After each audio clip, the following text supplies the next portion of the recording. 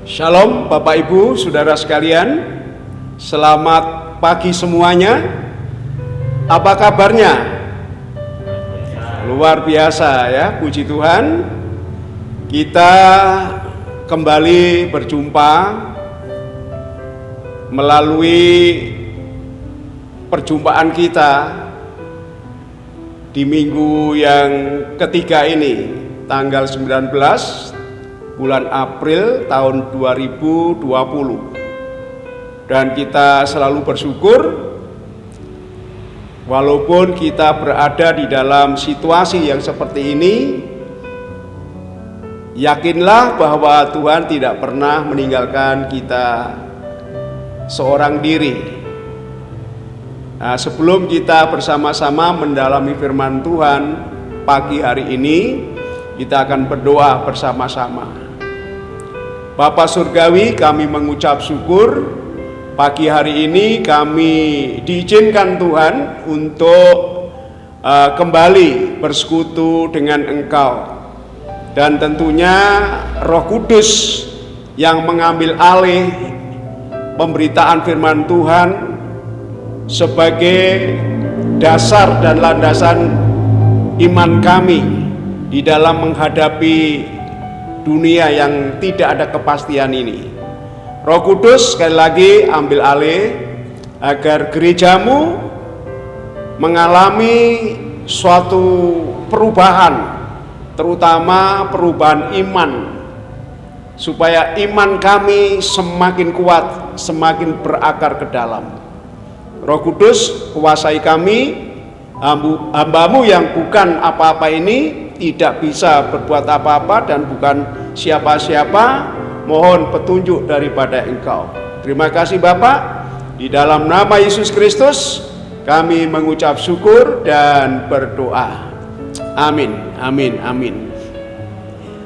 Pagi hari ini kita akan membaca satu ayat yang tidak asing bagi kita.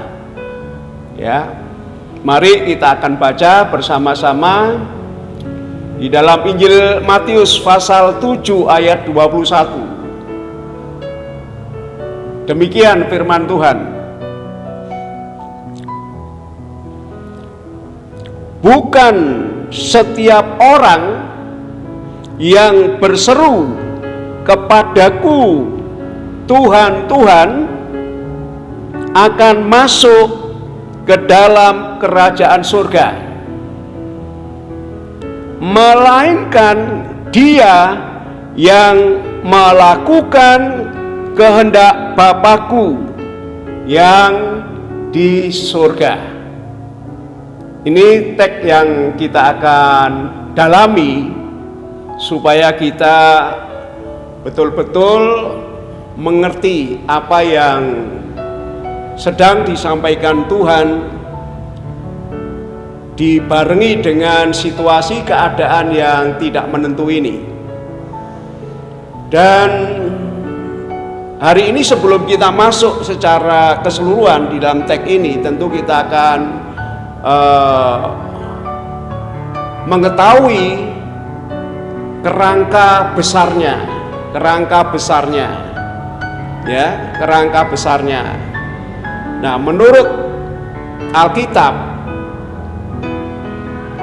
yang baru saja kita baca,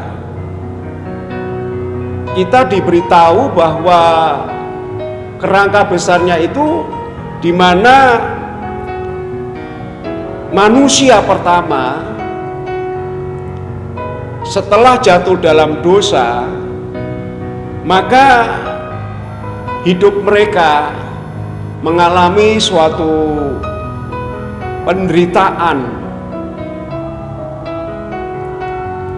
Dan tentunya kita harus tahu bahwa penderitaan yang dialami oleh Adam dan Hawa berlanjut terus sampai hari ini. Dan manusia sudah kehilangan kemuliaan Allah. Artinya manusia sudah tidak ada kebenaran di situ. Manusia tidak ada kekudusan di dalam hidupnya. Manusia tidak ada kasih di dalam hidupnya. Secara keseluruhan manusia kehilangan kualitasnya Tuhan secara menyeluruh. Itu kerangka besarnya seperti itu. Sehingga pada pagi hari ini yang paling tepat kita harus belajar lebih lagi tentang kepastian. Sebab sejak manusia jatuh dalam dosa, itu tidak ada kepastian. Yang namanya hidup manusia, sekalipun sudah dirancang sedemikian hebatnya, sudah diusahakan dengan maksimal, tapi akhirnya bisa gagal. Artinya dosa itu membuat manusia tidak mempunyai kepastian dalam hidupnya itu.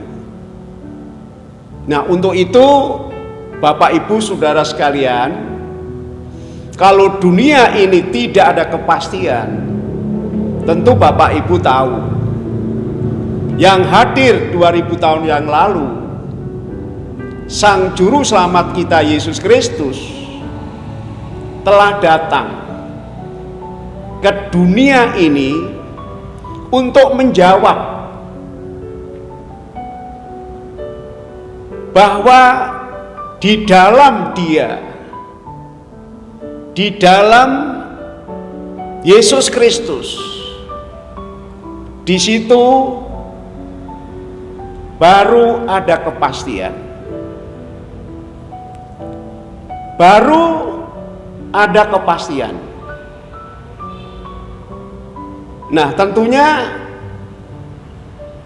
kita harus meresponi sebagai pengikut Kristus. Kalau di dalam Yesus Kristus ada kepastian, baik hidup di dunia ini walaupun sementara, sampai nantinya kita pulang ke surga, itu sudah dipastikan oleh Tuhan sendiri untuk umat manusia yang percaya kepadanya. Nah, sekarang Bapak Ibu Saudara sekalian, pastikan kalau Bapak Ibu Saudara sekalian hari ini, pastikan bahwa kita semua merindukan Sang Juru Selamat itu. Pastikan.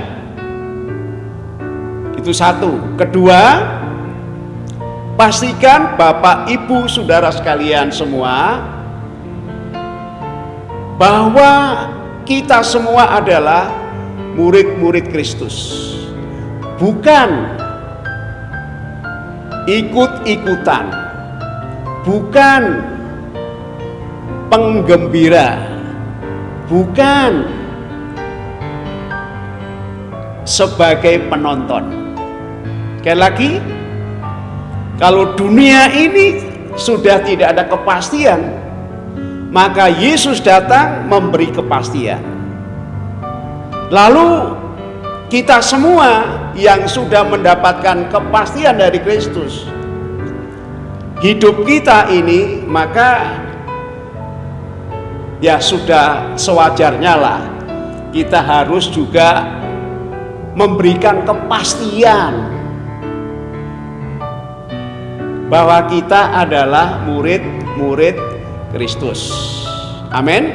Nah, berikutnya, pastikan juga Bapak Ibu Saudara sekalian membaca firman Tuhan Khususnya kami dorong dan kami anjurkan membaca berulang-ulang kali Matius pasal 5, pasal 6, pasal 7. Pastikan membaca pasal 5, pasal 6, pasal 7 Injil Matius. Mengapa? Sebab di dalam khotbah di bukit itu Tuhan Yesus memaparkan, mengajarkan formula kerajaan surga. Formula itu apa sih? Ya sederhana ya, rumusan bentuk wujudnya seperti apa yang dikehendaki Tuhan ketika kita semua merindukan kerajaan surga. Contohnya begini, semua kan sudah pernah belajar ya. Belajar, kalau saya sih tamatan SR tahun 65. Tidak seperti Bapak Ibu semua sekolahnya begitu luar biasa. Sebetulnya saya sendiri ya kepengin sih, karena saya hidup di desa ya saya terima apa adanya itu.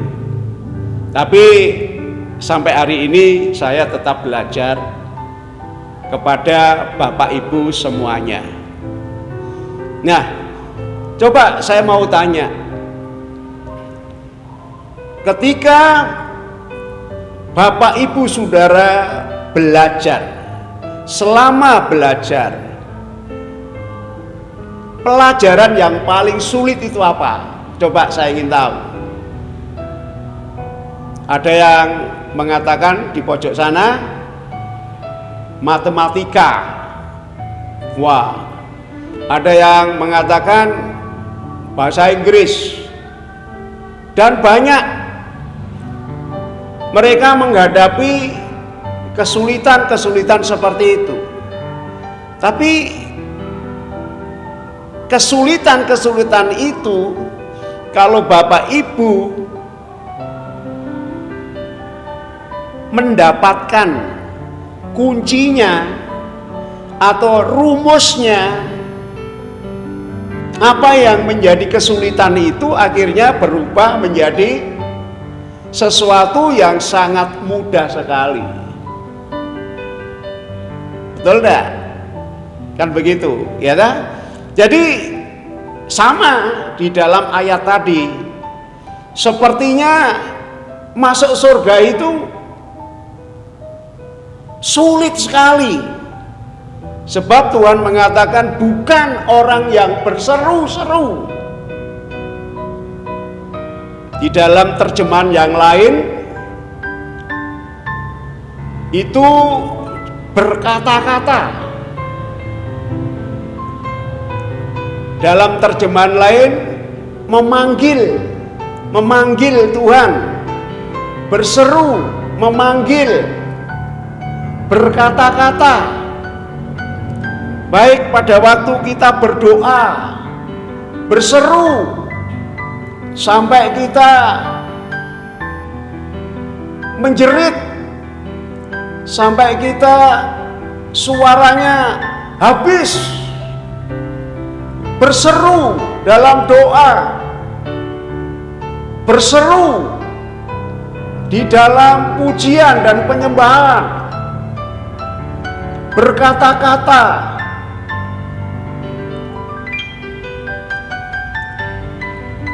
Tetapi di dalam Alkitab tadi Tuhan mengatakan bukan itu. Bukan yang manggil Yesus, Yesus. Bukan yang berseru-seru. Bukan yang berkata-kata. Bukan yang orang yang menyembah begitu hebat. menyampaikan firman Tuhan begitu lihai, suaranya hebat, bahasanya hebat.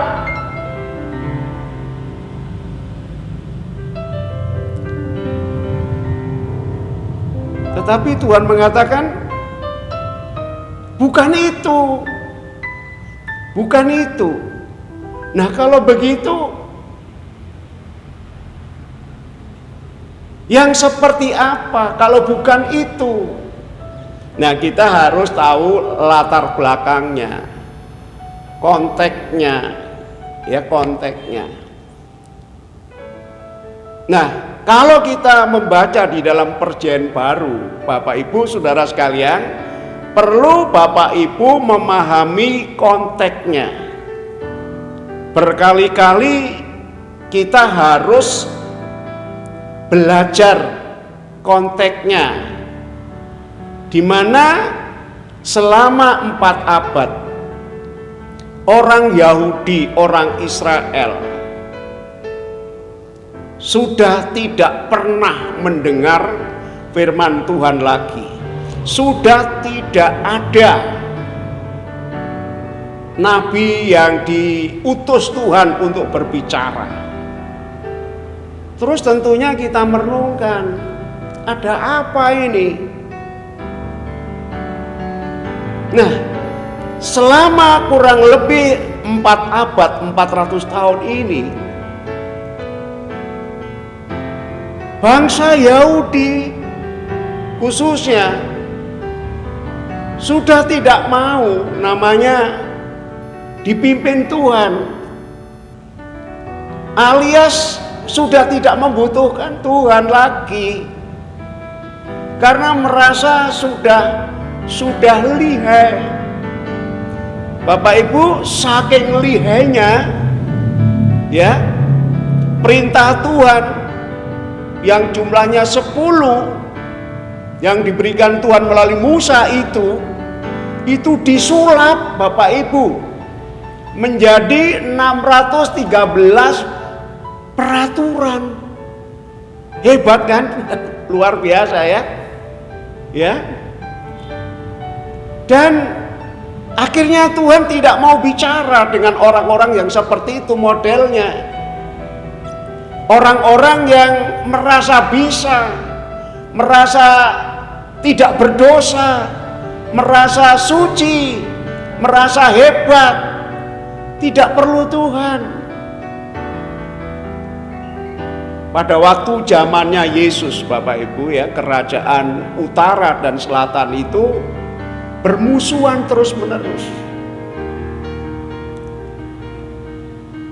Contohnya ketika kita membaca di dalam Yohanes pasal 4 ayat 19. Di sana Tuhan datang, sang pemberi anugerah itu datang ke Samaria. Di sana ketemu dengan seorang wanita Samaria yang suaminya 6 itu, ya. Terus wanita Samaria itu ngomong terus terang,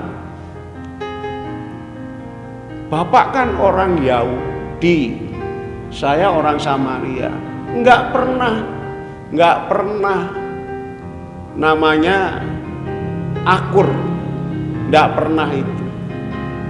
Jadi kalau kita melihat latar belakang daripada keadaan orang-orang Yahudi selama 4 abad itu, jadi hidupnya itu, kalau kita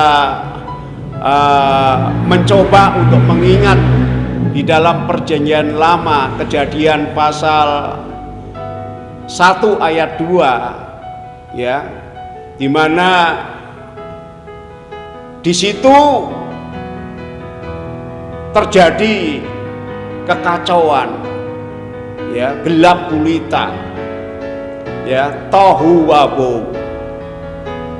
Nah, terjadi zamannya Yesus. Itu sebabnya Yesus melihat, Yesus mengerti betul kalau umat pilihannya dalam keadaan tohu wabou, dalam keadaan begitu hancur-hancuran rohnya, rohaninya hancur-hancuran. Walaupun Bapak Ibu mereka itu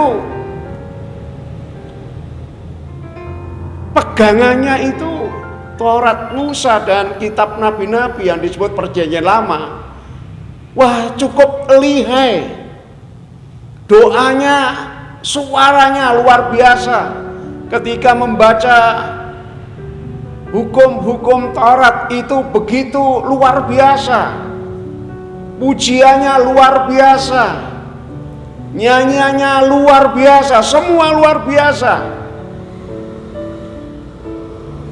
Tetapi sayang, itu hanya di luaran saja. Sayang, itu hanya sekedar ucapan saja. Firman yang dihafalkan, firman yang dibaca berulang kali itu tidak pernah direnungkan. Nah, kalau firman itu tidak pernah direnungkan, dari mana mendapatkan makna daripada kebenaran firman Tuhan itu?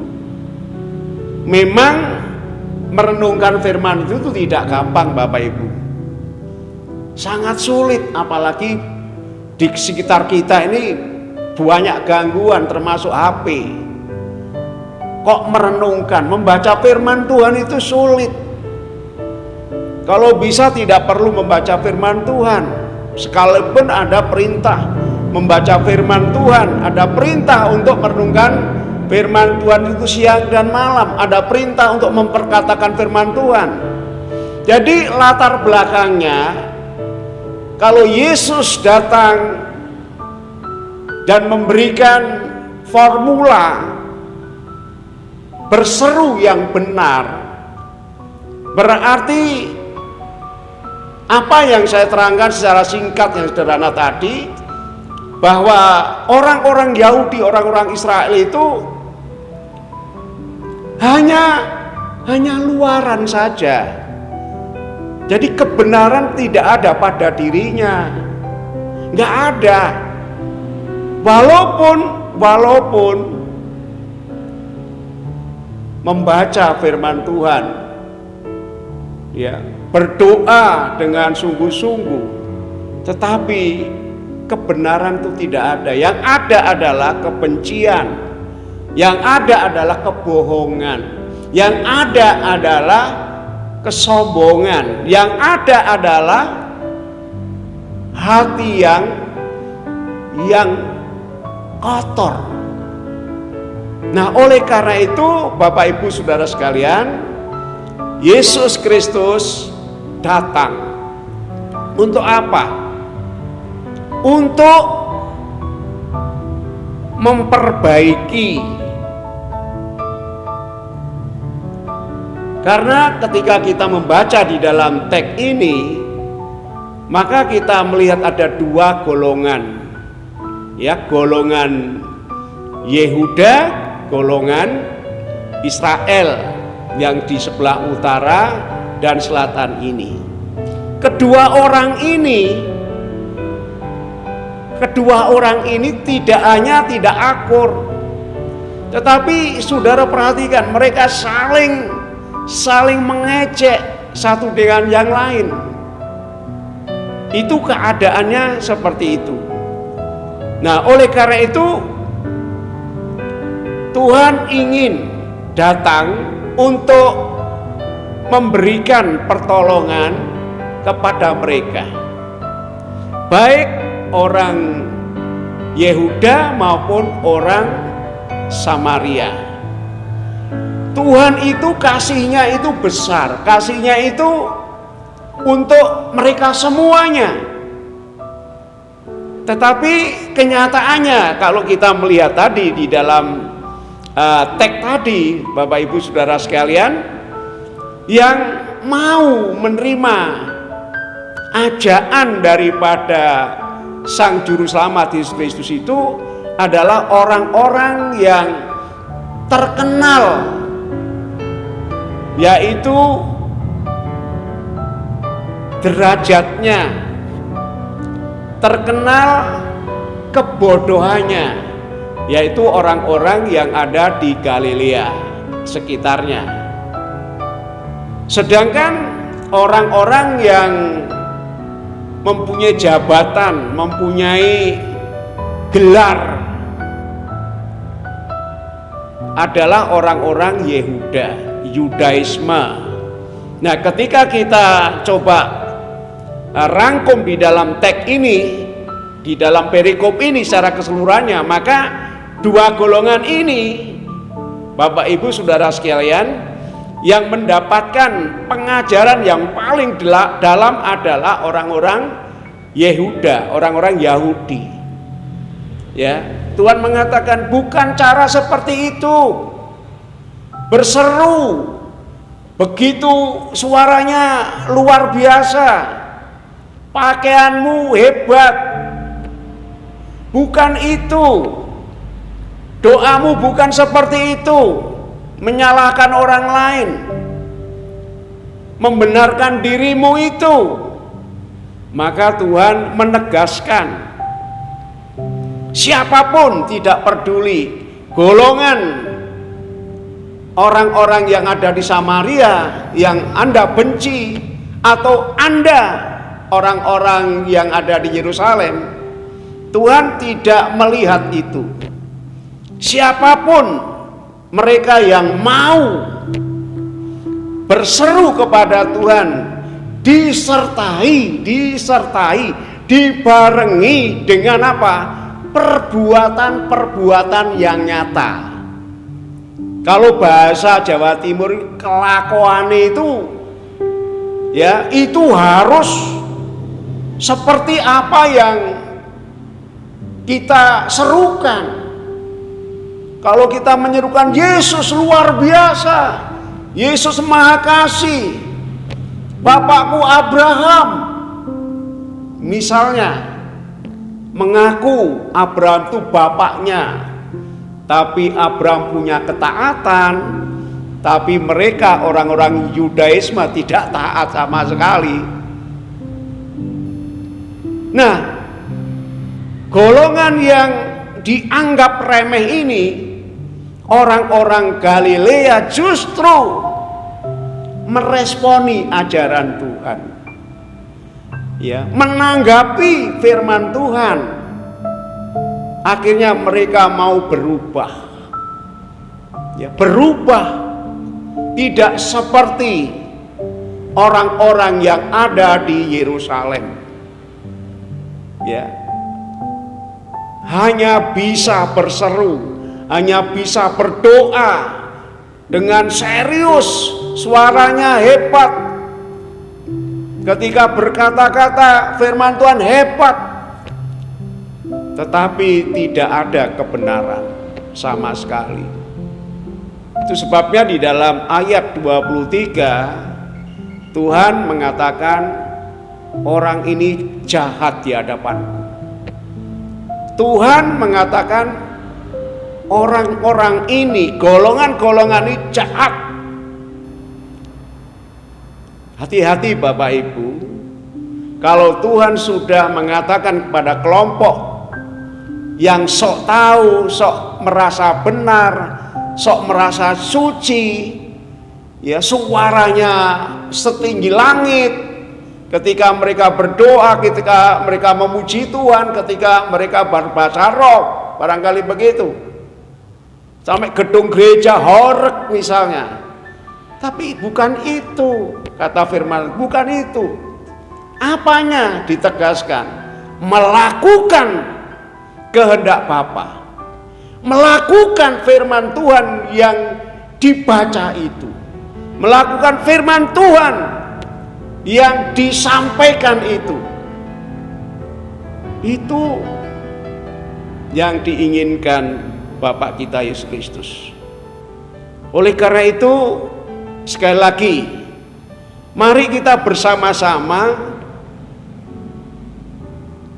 memastikan bahwa diri kita tidak seperti kelompok Yudaisme, Treskia, hanya luaran saja, hanya penampilan saja, hanya actionnya saja, hanya bajunya saja. Tetapi mereka dengan saudaranya sendiri, kalau sudah membaca secara keseluruhan di dalam perikop itu, mereka benci sama sekali. Yesus datang untuk apa? Untuk mempersatukan, tetapi sulit. Orang itu kalau sudah merasa bisa, merasa mampu, merasa benar sendiri, sekalipun Tuhan hadir, mereka tidak akan pernah menerima yang namanya terang itu. Tidak bisa menerima pengajaran yang benar itu. Nah, kesimpulannya sederhana saja. Kalau Bapak Ibu Saudara sekalian semua ya ingin masuk surga, sekali lagi pastikan apa yang saudara serukan kepada Tuhan, apa yang Bapak Ibu perkatakan, ucapkan, dibarengi dengan perbuatan, dibarengi dengan namanya melakukan firman Tuhan. Sederhana. Jadi rumusnya untuk masuk surga itu tidak sulit. Ketika saudara mendengar firman Tuhan dan mengerti firman Tuhan, lakukan. Ketika saudara memegang Alkitab, baca dan mengerti, lakukan. Dan akhirnya Bapak Ibu akan hidup bersama dengan Tuhan. Detik hari ini, seterusnya, dan seterusnya. Pasti Bapak Ibu akan mengalami yang namanya penyertaan Tuhan. Sehingga sekalipun keadaan dunia seperti ini, panjenengan tidak perlu